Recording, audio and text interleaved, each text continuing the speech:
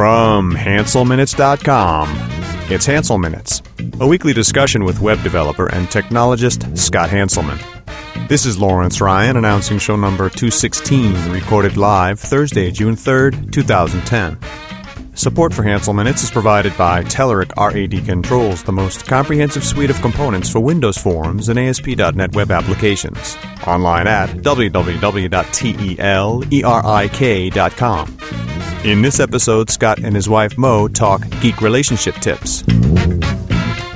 Hello, small wife. Hi, dear. This is another episode of Hansel Minutes. Yay. So you had the idea, Mo. Mo is my wife. Everyone say hello to Mo. Hi, everyone. To do a show on being married to a geek. And that sounded more like a coping mechanism show. Like you would teach people how to, I don't know, get over being married to someone who's so horribly damaged like a geek. But I think that calling it Geek Relationship Tips is so much of a better title than coping with attention deficit disorder. Or That's right. Before you get a divorce, people listen to this show. I don't think this show is going to help anyone not get a divorce. But okay. What a wonderfully positive. Avoiding divorce with geeks. That's right. Yes. So Geek Relationship Tips, I think is what we're going to call it. Right. Sounds good. Because there's a lot of people out there who are listening that are programmers. And would you say, Mo, that programmers have different personalities, quirks, stylistic? Yeah, I would. I mean, pretty much in a word, programmers are weird. You know, you're sort of your own breed. You're out there on your own, and it takes a while to kind of understand the person behind the weirdness. But once you do, I think it kind of makes sense. And is this weird in some kind of damaged way, or we just like things just so? I mean, it's not like I'm lining up my silverware a certain way, like making sure it's all perpendicular to the plate, and you know. Yeah, not quite to that extent, but I mean, you know, you definitely like your things a certain way, right? You like your peanut butter, and you'll notice the difference between if I get. Yeah, what was that this morning? That was chunky freaking peanut butter. What was that? Yeah, you know, anybody else? I choked that peanut butter down this morning. That was some of the nastiest. Where was the creamy peanut butter? Who does that? Who notices that level of detail, the minutia, you know, to that point, you know? Well, I mean, this morning. This is the tragedy of my life for the listener. Yes. So this morning I choked down a peanut butter and jelly sandwich with high fructose corn syrup strawberry jelly, not the low sugar jelly I'm used to, and some kind of expired. It was like it had an expiration date of January 2010. I always check the expiration dates. And right there, this is true. You know, of crunchy peanut butter, and I'm like, wow, who would? Crunchy peanut butter. What is that? Who would put peanuts in a peanut butter? And that's definitely not, because we're on vacation right now. That's right. So we rented a house, and the house, has a lot of the, you know, the basic stuff. You bring your own food, but they have all the ketchup and the condiments and what have you, and they had the peanut butter. So we didn't bring our own peanut butter and. Right, but ketchup is a condiment. I can understand not bringing ketchup. But who doesn't bring peanut butter? But we digress. That's a protein. We digress on this issue because. Let's talk about relationships. Okay, so when we got married, you were just out of business school. Yeah. And you had the idea early on, I think, because we had only dated. We've been married now. Going on 10 years. It's longer than that. And you should know that. You should know that. No, but it's like 11 years, isn't it? It's 2010. But we got married. Oh, you're right. 2000. Okay, 10 years. Dude, come on, man. This is not a detail I need to worry about. But peanut butter. The things exactly. You don't remember that, but you remember the peanut butter. And I thought it was 11 years. It feels like 12. Oh man. You had the idea that we would make not a geek mission statement, that we would have a mission statement, like a business.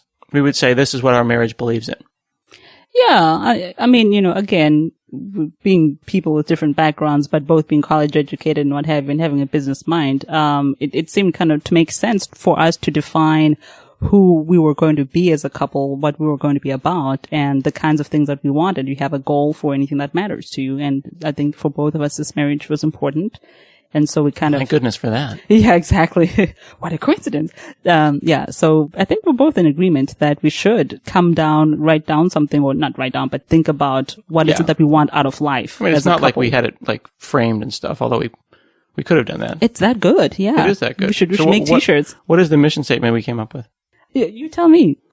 Is this a test, or I was That's just trying? Right, exactly. As a good host, I was trying to defer to you. No, it's okay. We're equals here. So our mission statement was to have a drama-free marriage. We just basically decided that our marriage wouldn't kind of, to use kind of an old American stereotype, it wouldn't spill out into the front yard and bother the neighbors.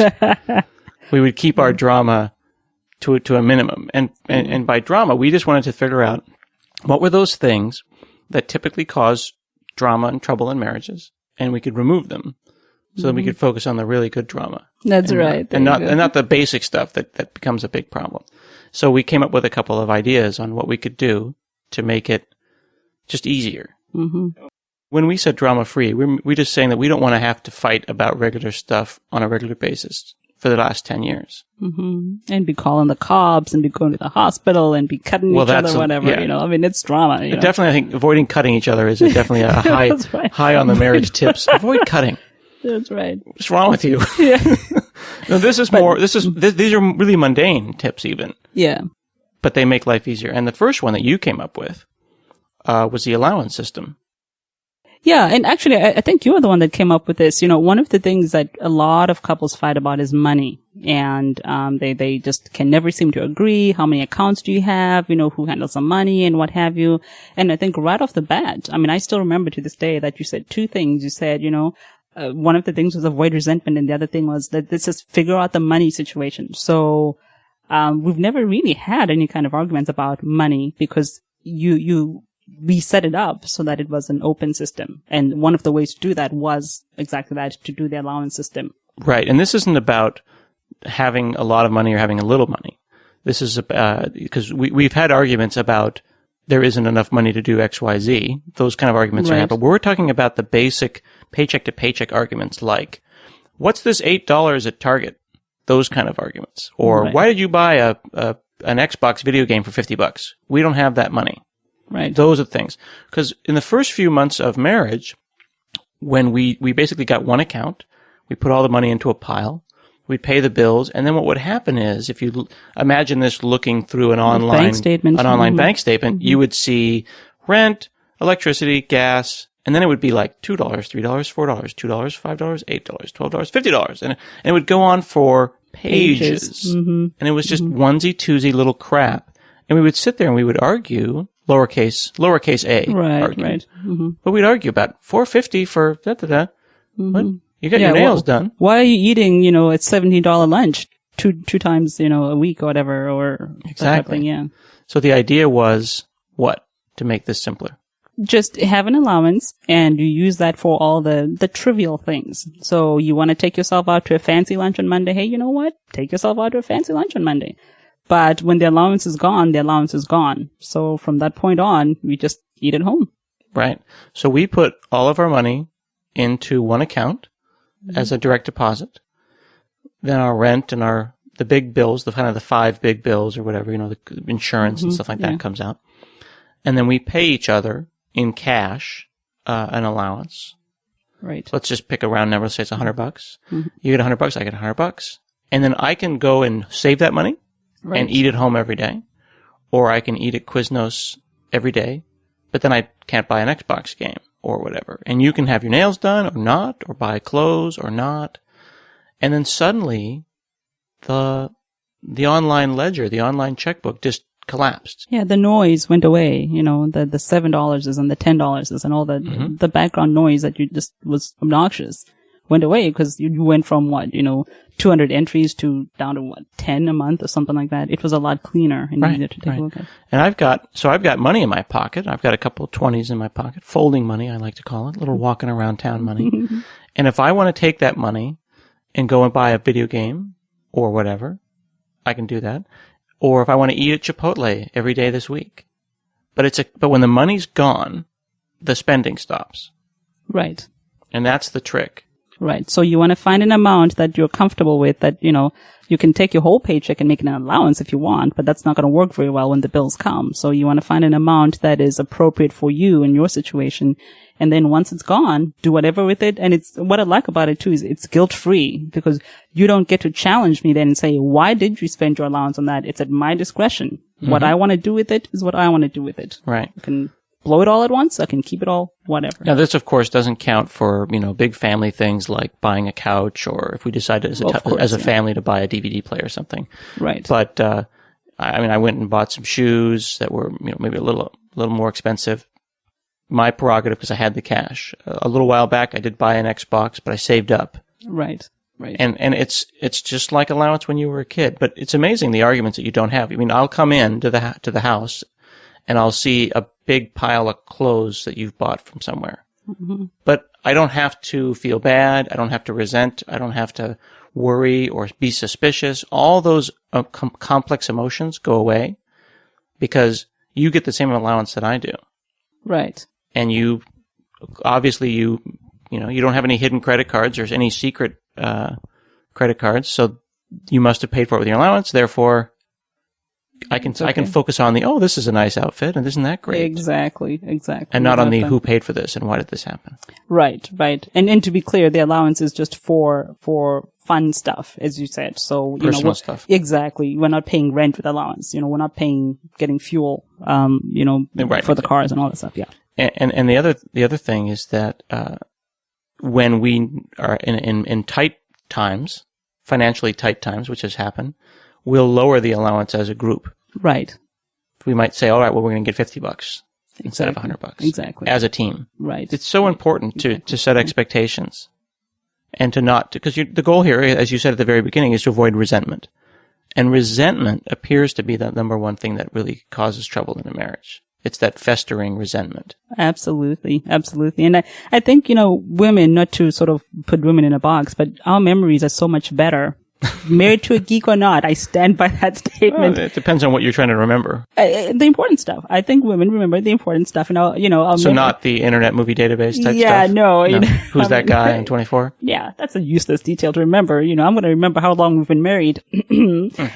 I'm going to remember the kids' birthdays, or anniversary. Yeah, and that type of thing. But it is really, resentment is such a key thing, and so there are moments, I think, when I've had to kind of let stuff go. You said that, just kind of, because I remember it 10 years into it. I've got 10 years of baggage with you that I remember. As a person with no memory, myself speaking, it is such a freeing thing, because you seriously remember arguments that we had at parties 8 years ago, and you'll say something like, you always do this. And I'm like, 2002, I did that once. Yeah. And I don't remember these things. I don't remember last Tuesday unless I have to go and check my calendar. Right. Hi, this is Scott Hanselman from another parallel universe. Got to tell you about some of our things our sponsors are doing. They make this free podcast possible. If you're developing a new line of business application, you've probably tried the latest version of Silverlight. Now you can get even better results by combining the functionality in Silverlight 4 Beta with some of the richness of the third-party controls from our friends at Telerik. They're the first vendors to offer native support for the Silverlight 4 Beta and their rad controls. They've got a new Silverlight 4 CTP suite of these controls. They let you tap into the framework's great potential. You get native right mouse click and all the new features of Silverlight. There's 38 controls that give you all these features. You can start building those compelling line of business applications right away. I encourage you to check those products out at Telerik.com/Silverlight. And, thank Telerik for supporting .NET Rocks, supporting Hansel Minutes on their Facebook fan page at facebook.com/Telerik. Now back to the show. I'm just like one of those, it's like one of those movies with Robin Williams where I'm living in the moment. And it's like, exactly. Who are There's you? no past. Where are we? There is no past. Yeah, exactly. But so what do you want to say though about resentment as a tip? Just obviously, every system that we've come up with avoids resentment. If you build up frustration or anger or resentment, and resentment is the perfect word for describing this, then that's what bites you later. Right. So one of the other things we wanted to avoid is that since you took time off of working outside the home and now you work inside the home. Mm-hmm. You worked in nonprofits for a number of years, Right. and now you work in another kind of nonprofit, which is taking care of the boys. Yeah. The idea of having time for yourself Yeah.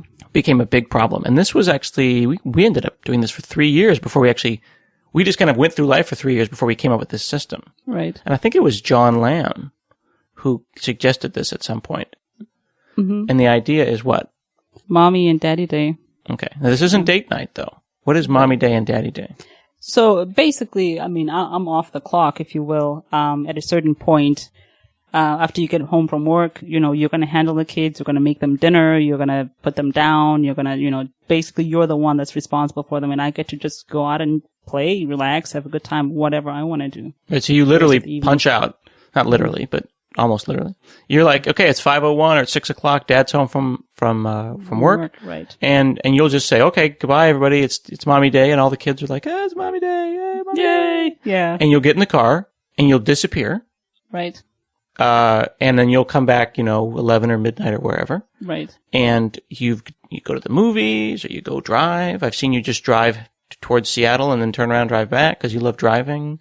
Yeah, and whatever. Connect With friends. Go shopping, connect with friends, have coffee with girlfriends and what have you. I mean, it's a fun time to connect with people and to just let go and take a break.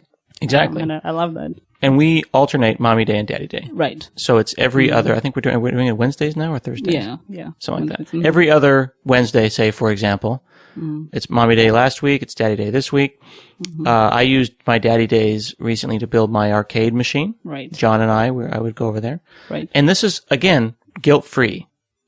Exactly. And that's very important. Yeah. Well, it's a win-win. I mean, I tend to get tired, right? I've been with the kids all day and, sometimes I get frustrated. I mean, they're young, they're high energy, and it's work. I'm going. So it's great to just let go and recharge and not have to feel bad about it, It's great because it doesn't cost from a financial point of view because you're watching the kids. So we didn't have to hire the sitter, So you'll take care of the kids, you'll feed them, you'll put them down, and I get to just go and relax with my friends, my sister, whoever I want to see. And be okay with it because when I come back, I'm a better Mo and a better mom and a better wife for it. So it's a win-win-win for everybody. And it's not just Mommy Day; it's also Daddy Day. And Right. and this is the understanding that each of us works our 9 to 5. Right. And this is really difficult. Well, and clearly, mommies work more than 9 to 5. Yeah, 9 to 5:30, really. Nice. No, but there has to be an understanding that we are each working Right. full time. Right. And while it might be easy for me to say I'm working harder because I'm, deep in thought or whatever, or you're working harder because you're having to physically lug the boys around. The point is, though, we're on. Right. And the point of Mommy Day and Daddy Day is to shut off. Exactly. Yeah. And we found that the regularity of it really helped because rather than making it an ad hoc thing, like, can we make Friday Daddy Day? Which you never really know when they are, and it's very randomizing. Right. We went ahead and we scheduled it and we said, every other, so twice a month I get Mommy Day and twice a month you get Daddy Day. And that consistency is good for us, but it's also good for the kids too, because once they know this is what happens, it's not a big deal anymore. So they can say, where's Mommy? And you can say, Mommy's on Mommy Day. And it's like, oh, okay. They understand and they don't fight as much. Whereas I think if it's a onesie twosie, once every other month type of a thing, then they sort of feel like, wait a minute, we don't do this. This is not typical for us. Exactly. Yeah. And actually recently, now that the boys are old enough to understand, this is extended into an interesting thing where we each take one child and we split off. And it's like, there's a 2-year-old and a 4-year-old. So it's like 2 day and 4 day. And you'll take the 2 and I'll take the 4 and then we'll swap. Right. And it'll be totally focused. So they know about kind of, pampering, I guess would be the word. I mean, this would be the adult word, but the idea is that it's like one-on-one time with the child. So we ended up doing that as well. So we'll swap back and forth. And I think I took the 2-year-old to see Elmo, and then you took the 4-year-old to see a play, and one-on-one time. Right. Yeah. It's hard when you're parents of multiple kids just to find that one-on-one connection time because it's, there's 2 of them. They're both talking at the same time and you want to be there for both of them, but it's a challenge. And so that's really cool to be able to do that so I can focus on the yeah. Exactly. Very good. Yeah. And the other thing, I mean, related to that, to having kids and the challenges and the joys of having kids is this whole idea of putting the marriage first. I think again, that was something that you came up with, Scott. That was really, really very cool. This whole idea that the marriage is a foundation and you build on it. Okay. So if you don't take care of the marriage, everything else is just going to fall apart. And I remember when I suggested this, your initial reaction was negative because I scoffed. You scoffed. Is that the sound of you scoffing? That's right. Scoff. You literally were like, no, the children come first. Right. You're like, no, the kids are first. But if we put the kids first, where is the marriage? Right. And while it's easy to say, well, we'll put this first, we'll put that, you want to put yourself first, and then you want to put your kids first. Then next thing you know, everything is first. When you rank these things, you've got to say, with a good marriage comes good parenting, comes good kids. Right. Exactly. And I think once we sort of came to a consensus on that, which I will admit did take me some time, it then became very easy to teach the kids that whatever mommy and daddy say, we speak as one. That was the other thing, that we seldom have these kinds of fights where the kids are sort of caught in the middle because mommy said yes and then daddy said no. They understand that if mommy says no, daddy's saying no too. Right. That just never happens. I remember doing this to my own parents. The idea of, dad said no, well, I won't tell mom that dad said no, and I'll ask mom will say yes, and then boom, I'm in. Having a unified front, exactly, it actually sits on top of all of these other systems, which are all based on the same idea. Right. And that kind of comes down to, it almost sounds like we're talking about a business here, but I guess a marriage in some extent is a business. Not having secrets, information sharing, I guess. If the 2-year-old or the 4-year-old wants something and says, hey, what did mommy say? What did daddy say? Right. They never play us against each other, at least not yet. I'm sure they'll become more they clever. try. They try. Right. Well, yeah, what I'm saying, they never succeed. Right. At least not yet. Yeah. And all of that is about sharing information. Right. Well, I think, again, it's about trust ultimately, right? You gotta trust the person that you're married to, and they've gotta know who you are. So what is there to hide, right? Right. Well, your wife or your husband or your spouse isn't just your girlfriend that you live with. I mean, I think that, right. I forget who said it, but there's a big difference between your live-in mate and your spouse. If you hold that marriage thing as being very sacrosanct, then it's taking it to a whole other level. Exactly. So yeah, I mean, you have access to my email and I have access to your email. I think, again, that the communication, the conversation, we agreed right off the bat that we would each have, we have the common credit card, and then you have one other and I have one other, right? Because if I want to surprise you, I don't necessarily want you seeing, that type of thing. But if you have access to that, even if you, right, but the fact that, like, for example, that we have a password manager that has all of our passwords, mine and yours. Right. And if a picture of me with I'm just brainstorming here. There's nothing I need to tell you, though. Yeah. If a picture, is this a confession in public? I'm trying. Yeah, exactly. Dear. Well, there was this time in Vegas. That's right. But if a picture of me with someone shows up on Facebook, and you say, "Well, who the heck is this?" Right? And I say, "Well, that was me 8 years ago, or before we were married, or that was at this party." There's no secrets in that respect. There's no need to say, "Oh, well, we were at a party and this was one of the marketing people and we took pictures." Right. And there doesn't have to be a sense of something sneaky going on because there's no accounts that you don't have access to. Right. I mean, again, trust, right? And if you don't have that, then you don't really have a marriage. Exactly. I mean, you travel, this year you traveled a fair bit. I mean, you've been all over. It's been a rough year. You're in China, you're in Australia. I mean, you've been traveling. And again, trust is going to be an important thing there, but it's trust and communication. Yeah. And that comes down to setting expectations. Because when I'm on the road, there's always that argument of like, well, how much did you check in? So we made a couple of agreements. And again, setting expectations. It's amazing how setting expectations works in business, it works in life, it works in relationships. Well, kids, with everything. The boys go down they go to sleep at a certain time. Right. So the expectation was that I will communicate with you in some way before the boys go down, no matter what time zone I'm in, right, to let you know whether or not we're going to have a Skype call. Right. And I'll be able to talk with the boys. Right. And if I'm on a train or I can't make it, at least I can get an SMS, a text message to you to say, right, not going to make it tonight. Let me talk to the boys on the phone. Exactly. Or whatever. Exactly. And I set the whole system up so you don't have to worry about the Skype and it just works. Right. Exactly. Absolutely.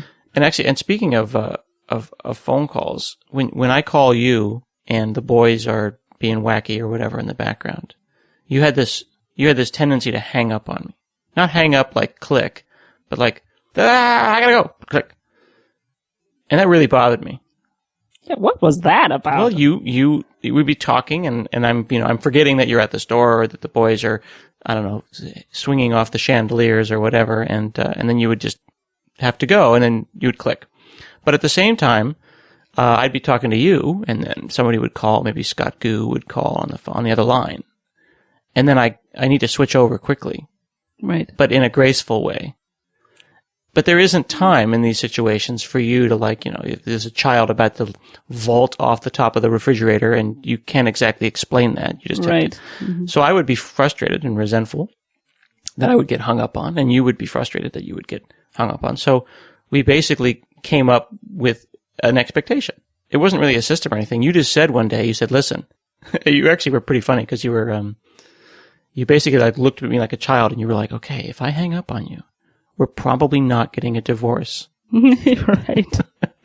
Well, I mean, I think you took it very personally, right? But it's just hanging up on someone's very personal. Well, but if I can explain my side of it, right? Well, if you must do that in public yes, on our recorded exactly, podcast. That's right. Yes. For the 10 people. So who what was listening. what was the story and how did we fix that? I think again, expectations. If you assume that it is not my goal to offend you. Okay. It's not my goal to just hang up on you willy-nilly. If you assume that this is my wife who loves me, there's a compelling reason for her to do this. Really, all else will be okay. So if I'm sitting there and I'm watching the 4-year-old, for whatever reason, he's managed to climb on top of something, as you said, on the chandelier, and he's going to jump down. We don't have chandeliers, but let's just imagine the world where we did. Exactly. Yeah. Oh, to be so fortunate. Actually, I could see him on the kitchen counter though. Right. He's managed to climb up there, and then he's trying to leap off of it or whatever because his brother's standing at the bottom saying, I'll catch you. And he thinks the 2-year-old can actually catch him. Or a Wednesday, which is what we would call that. It would be a regular, exactly, a regular Wednesday at the Hanselman household. Right. But you call at that moment. I have a couple of choices. Either I just don't pick up the phone, but because it's you, that was another agreement we had that especially if you're on the road, if you call me, I will pick up. But I don't really have the full time to sort of say, hey, honey, how's it going? Listen, hold on. The 4-year-old's about to leap off the counter. You don't have that kind of time. Exactly. So I would say to you, I can't talk. I gotta go. Click. Exactly. And that's okay. No, but it wasn't because then you wanted to know, well, why do you have to go? Explain it to me. Justify it to me. It's like, I don't have the time. Trust that I want to talk to you. Right. Trust that there's a compelling reason I can't at this moment. Exactly. I'll get back to you. So it seems like a silly thing, but the assumption is, assume that this is your wife, assume she doesn't hate your guts, and she will probably call you back. Right. So I've had situations where I've called and it's been like, ring, ring. I'll call you right back. Click. Right. And that was it. Which means that, something's on fire or someone's on fire and you will call me when they have been extinguished. Right. And inevitably you do. Right. And the same thing applies with work stuff. Exactly. And I think once you manage to see it from your point of view of saying, yeah, when my boss's boss is calling, I need to go and I may not be able to tell you, oh, he's calling because he wants to schedule a meeting or whatever. So. Exactly. Yeah. And kind of wrapping it all up, this whole set of things, we had a mission statement. Mm-hmm. What is it that we care about? What is our marriage, what is our goal from a life perspective? Drama-free, people. Drama-free. You can borrow this. You're gonna make t-shirts, aren't you? That's right. We came up with an allowance system. We put the money in one pile. We pay ourselves first, and we shrink the allowance or raise the allowance based on how we're doing financially. But the point is that the administrivia, the minutia of life, the personal, buy a book or paperback, we don't use debit cards for that. Once that cash is gone, it's gone. Right. So to be clear, we're not buying a novel with cash. We're doing it. We're not buying a novel with a debit card. We buy it with cash. With cash, exactly. Candy, soda pop, whatever. Pants. Candy, soda pop, and pants. Really, pants. The life. Pants for the household. Pants for all. Mommy Day and Daddy Day. Right. You set need a break. aside, just as you pay each other for your allowance, you need to set aside, pay each other in time. Exactly. You need a break. You deserve it. Enjoy it. Come back better for it. And that's not just date night. We might have date night where mommy and daddy go out and do stuff, but together. This is more about having mommy and daddy have time away from the family. Right. Protracted time. Right. And even a couple of times we've had, where you go off and use some of my miles, my airline miles, and hang out for 3 or 4 days. just so you can decompress. Trying to have a unified front Right. in front of the children. Exactly. And then for us, we found it really that it works for us to share passwords and share, you're logging into my email and I'm logging into your email, and we don't really sweat it. Yeah. Yeah.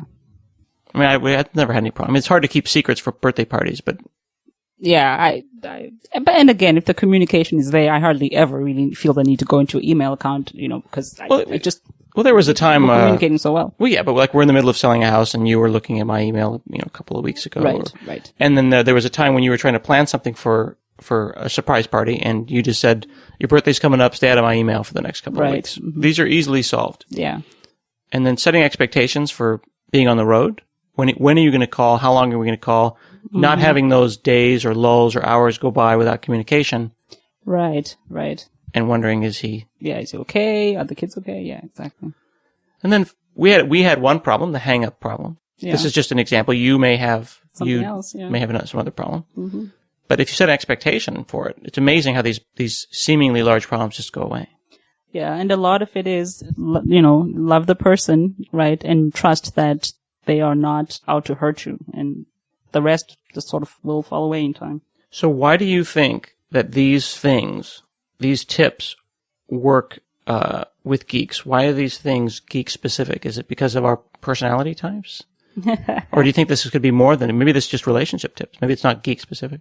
Well, why do these work so well for us? These particular things work for us, I think, because you are a geek. But I mean, I could see it where similar things, maybe not necessarily in this specific format, but the concept is good for all relationships. I think this is important stuff you want to have, regardless of who you are and who you're married to.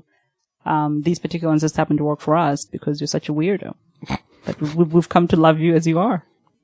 Well, I think the point is, though, to realize how each person thinks and set up a system that doesn't necessarily cater too much to their personality types, but at least has a realization that we have these differences, that these things matter. Like the hang-ups thing, you had no idea that I was taking the hang-ups personally. Right. But once that came out, then it's like, all right, well, let's just come up with a basic system. Not complicated. None of these systems involve charts or graphs. I mean, nothing here involves big old calendars or complexity.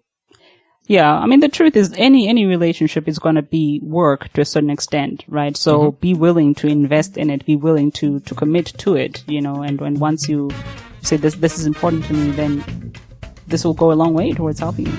These tips. Thank you, small wife. You're welcome. All right, let's go to the beach. To the beach. All right. This has been another episode of Hansel Minutes, and we'll see you again next week.